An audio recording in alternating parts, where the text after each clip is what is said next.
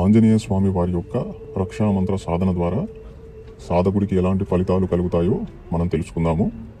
ఈ ఆంజనేయ స్వామి వారి రక్షామంత్ర సాధన చేయడం ద్వారా సాధకుడికి అదృశ్య రూపంలో ఆంజనేయ స్వామి మంత్రశక్తి ఒక రక్షా కవచంలాగా ఉండి సాధకుడి పైన ఏవైనా చెడు ప్రయోగాలు ఎవరైనా ప్రయోగించినా, తాంత్రిక ప్రయోగాలు అతనిపై జరిగినా, లేదా ఏదైనా దుష్టశక్తి సాధకుడిని ఇబ్బంది పెట్టాలని అనుకున్నా ఆ ఆంజనేయ స్వామి వారి యొక్క రక్షామంత్ర ఊర్జాశక్తి ఆ యొక్క చెడును సాధకుడి నుండి దూరం చేస్తుంది. అంటే ఆ ప్రయోగాలు, ఆ దుష్టశక్తులు సాధకుడి దగ్గరికి రాకుండా ఆంజనేయ స్వామి వారి యొక్క రక్షా కవచం అతన్ని రక్షిస్తుంది.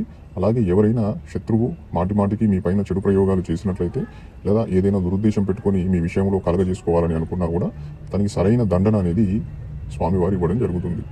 అలాగే అదృశ్య శక్తులు మీపై ఏదైనా ఆటంకాన్ని కలిగించడానికి ప్రయత్నించినా అలాంటి శక్తులకి కూడా ఈ స్వామివారి రక్షామంత్రం దండన ఇవ్వడం జరుగుతుంది.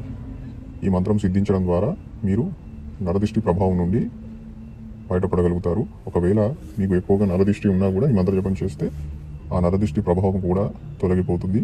అలాగే మీరు మంత్ర సాధనలు చేసే సమయంలో మీ రక్షణ కోసం, దేహ రక్షణ కోసం, శరీర పట్టు కోసం ఈ ఆంజనేయ స్వామి వారి మంత్రాన్ని కూడా మీరు ప్రయోగం చేయొచ్చు. అన్ని విధాలుగా రక్షణను మీకు ఈ మంత్రం అనేది ఇస్తుంది. ఈ మంత్ర సాధన ఏదైనా శుభమంగళ వారం రోజున ప్రారంభించాలి. సాధన కాలంలో పురుషులైతే కాషాయ రంగు వస్త్రాలు ధరించి రుద్రాక్షమాల ద్వారా మంత్రజపం చేయాలి. ఈ సాధనలో సాధకుడు ఆంజనేయ స్వామి వారి యొక్క ప్రాణప్రతిష్ఠ చేయబడిన యంత్రాన్ని పీఠం మీద ప్రతిష్టాపన చేయాలి తూర్పు దిశ వైపున. ఆ తర్వాత సాధకుడు ఆ సాధన గది ఏదైతే ఉందో ఆ గదిలో చక్కగా ఆసనం వేసుకొని మంత్రజపం చేయాలి. యంత్రానికి పంచోపచార పూజలు చేయాలి. దీపధూప నైవేద్యాలు పెట్టి ఆంజనేయ స్వామి వారిని మనస్ఫూర్తిగా మంత్రసిద్ధిని ప్రసాదించమని అడిగి ఆ తర్వాత మీరు సాధనను ప్రారంభించాలి. ఈ సాధన మీరు కనీసం 11 రోజులు చేయాలి. 11 రోజులు చేస్తే ఈ మంత్ర సాధన అనేది సిద్ధిస్తుంది.